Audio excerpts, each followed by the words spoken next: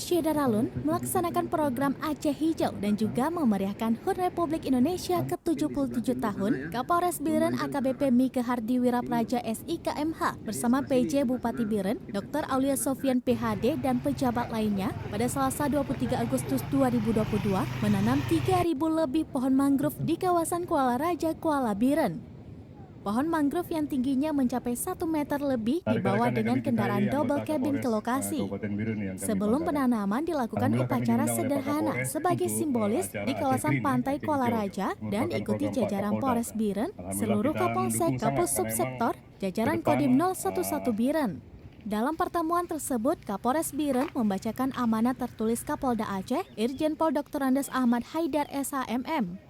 Kapolres Biren mengatakan penanaman serentak seluruh Polres di Aceh pada Selasa 23 Agustus 2022 merupakan bagian dari program Polda Aceh tentang menghijaukan Aceh dan juga memperingati HUT Republik Indonesia ke-77 tahun ini.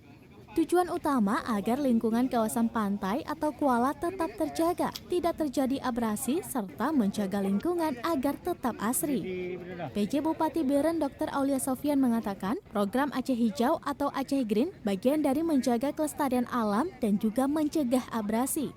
Penanaman perdana dilakukan PJ Bupati Biren, Dr. Aulia Sofian PhD bersama Kapolres Biren, AKBP Mike Hardi Wirapraja SIKMH, dan pejabat lainnya di seputaran tempat pendaratan ikan atau TPI Kuala Raja. Penanaman pohon diikuti ratusan anggota Polres Biren dan Dim 0111 Biren, jajaran Dinas Lingkungan Hidup dan Kawasan Pemukiman, Dinas Pertanian dan Perkebunan, dan berbagai dinas lainnya, termasuk perangkat desa setempat. Dari Biren, Yusmandin Idris, Serambi On TV.